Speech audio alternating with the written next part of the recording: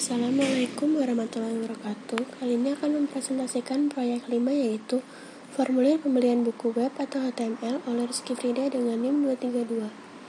Pertama, dari halaman web ke pengguna. Kebanyakan organisasi harus menyimpan informasi dari para pengunjung halaman web agar situs web mereka bersifat interaktif. Proyek ini melibatkan pembuatan formulir untuk digunakan dalam pembelian buku. Proyek ini ditujukan untuk membuat formulir, tapi tidak menyediakan instruksi kepada browser web untuk memproses hasil formulir. Informasi dari formulir biasanya dikirim melalui atau dimasukkan ke dalam basis datanya. Hypertext Markup Language adalah bahasa yang digunakan untuk menulis halaman web. Ciri utamanya yaitu adanya tag dan elemen. Elemen dalam dokumen HTML dikategorikan menjadi dua, yaitu halaman yang berfungsi memberikan informasi tentang dokumen tersebut dan elemen yang menentukan bagaimana isi suatu dokumen ditampilkan oleh browser, seperti paragraf, list, dan lain-lain. Sedangkan tag dinyatakan dengan tanda lebih kecil dan tanda lebih besar. Dalam penggunaannya, sebagian besar kode HTML tersebut harus terletak di antara tag kontainer, yaitu diawali dengan tanda kecil dan diakhiri dengan tanda kecil garis miring. Terdapat dokumen HTML mempunyai 3 buah tag utama yang membentuk struktur dari dokumen HTML, yaitu HTML, head, dan body. Tag HTML berfungsi untuk menyatakan suatu dokumen HTML, tag head berfungsi untuk memberikan informasi tentang dokumen HTML, dan tag body berfungsi untuk menyimpan informasi atau data yang akan ditambahkan dalam dokumen HTML. Selanjutnya, contoh formulir pembelian web atau buku HTML. Contoh ini membuat formulir untuk membeli buku mata kuliah sistem informasi. Formulir ini mewakili 5 teknik yang paling umum untuk mencatat informasi dari sebuah situs web. Teknik yang pertama adalah field text, di mana pengguna mengetikkan sebaris data. Menu drop-down mengombinasi jawaban yang akan ditanyakan dalam tempat kecil di halaman web, tetapi masih memungkinkan sejumlah pilihan yang bersifat saling eksklusif lainnya. Teknik tombol radio sesuai jika beberapa pilihan yang paling eksklusif ditampilkan. Kotak cek serupa dengan tombol radio, tetapi pengguna dapat memilih satu atau lebih pilihan. Teknik input yang terakhir pada contoh ini adalah kotak teks untuk mengisi komentar. Selanjutnya, masing-masing ini memiliki kelebihan. Contoh, masing-masing teknik ini memiliki kelebihan masing-masing. Menu drop-down menawarkan jawaban yang saling eksklusif. Sama halnya dengan tombol radio, tetapi memakan tempat yang lebih sedikit pada layar komputer. Jika terdapat 50 atau lebih pilihan, menu drop-down lebih baik dibandingkan tombol radio, tetapi tombol radio memiliki kelebihan dapat menampilkan semua pilihan kepada pengguna dengan satu tayangan. Area teks memungkinkan beberapa baris ketikan, sedangkan field text hanya memungkinkan satu baris saja. Sebuah area teks dapat menampung sederet alamat, tetapi perusahaan dapat memecah-mecah alamat menjadi beberapa bagian, sampai kota, negara bagian, dan seterusnya. Pilihan jenis field harus ditentukan oleh bagaimana perusahaan tersebut ingin menampilkan formulir tersebut dan menggunakan informasi yang dikumpulkan. Masing-masing field input memiliki paling tidak 2 karakter, yaitu sebuah nama field dan sebuah nilai. Suatu field dapat dinamai color dan nilainya bisa jadi red, white, blue, atau beberapa warna lainnya. Pengguna dapat melihat informasi yang ditambahkan di layar komputer, tapi komputer mengenali nama field dan nilai yang dialokasikan untuk field tersebut. Selanjutnya, menyimpan contoh. Anda harus menyimpan dokumen sebagai file HTML. Jenis setelan dokumen awal di Notepad adalah dokumen teks dan ekstensi file.txt. Secara otomatis akan ditambahkan ke nama file jika file tersebut disimpan dalam bentuk teks. Browser web tidak dapat menerjemahkan jenis-jenis dokumen teks. Selanjutnya, masukkan nama file seperti book. Masukkan nama file seperti book.html untuk proyek Anda, tapi tanpa tanda kutip. Jenis file yang dipilih yaitu save as tape. Haruslah all files dan pengodean harus diset ke ANSI. Jika tidak memilih all files sebagai jenis file, maka halaman web bisa jadi tidak akan bekerja. Dan lebih buruk lagi, ekstensi txt akan ditambahkan pada nama file Anda. Selanjutnya, melihat halaman web. Setelah halaman web telah disimpan, Anda dapat melihatnya untuk memeriksa apakah halaman tersebut bekerja dengan baik. Anda tidak harus menutup program Notepad. Program ini dapat tetap terbuka ketika Anda dengan browser web. Bukalah browser web dan pilihlah perintah file diikuti perintah open. Ketikkan nama file atau browse untuk mencarikannya dan kliklah OK. Halaman web tersebut akan muncul. Jika Anda perlu membuat beberapa koreksi, pilihlah editor Notepad lagi. Jika perlu membuat beberapa koreksi, pilihlah editor Notepad lagi. Editlah kode HTML dan simpanlah dokumen tersebut. Setiap kali menyimpan file HTML menggunakan Notepad, sangat penting untuk memastikan bahwa jenis file adalah all files. Bukalah ulang browser web tersebut dan pilihlah perintah view diikuti perintah refresh. Ulangi proses ini hingga Anda merasa puas dengan halaman web yang dihasilkan. Selanjutnya, proyek 6 yaitu dasar-dasar spreadsheet. Spreadsheet, proyek yang menggunakan Microsoft Excel untuk membuat sebuah lembar kerja sederhana. Lembar ini dapat digunakan untuk melakukan perhitungan atau logika berdasarkan kondisi yang bisa jadi sulit dilakukan oleh manajer. Perhitungan ini dapat dilakukan dengan cepat dan tanpa kesalahan. Dengan menggunakan lembar kerja, tidak mengandalkan perhitungan manual. Jadi, para manajer dapat mengurangi risiko kesalahan matematis yang dapat mempengaruhi pembuatan keputusan.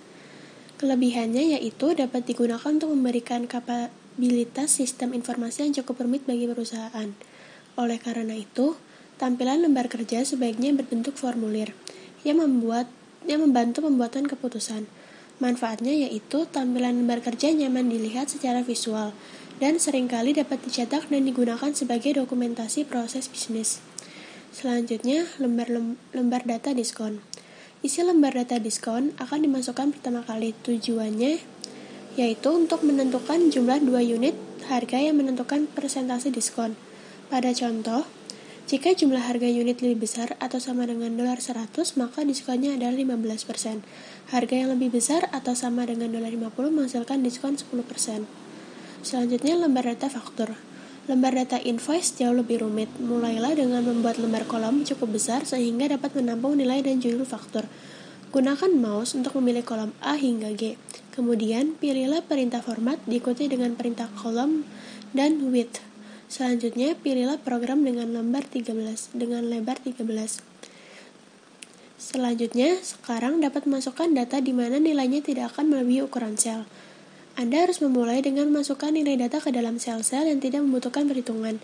Nilai mungkin tidak muncul dengan format yang sama seperti pada lembar invoice, tetapi kita akan memformat file ini setelah nilainya dimasukkan. Selanjutnya, sel A1 telah memiliki entry invoice. Sel B3 hingga B7 terisi kata-kata item, chair, table, lamp, dan pillow. Harga satuan juga dimasukkan ke dalam sel C3 hingga C7 lewati kolom D. Nilai-nilai ini akan dihitung, kemudian masukkan unit ke dalam sel E3 hingga E7.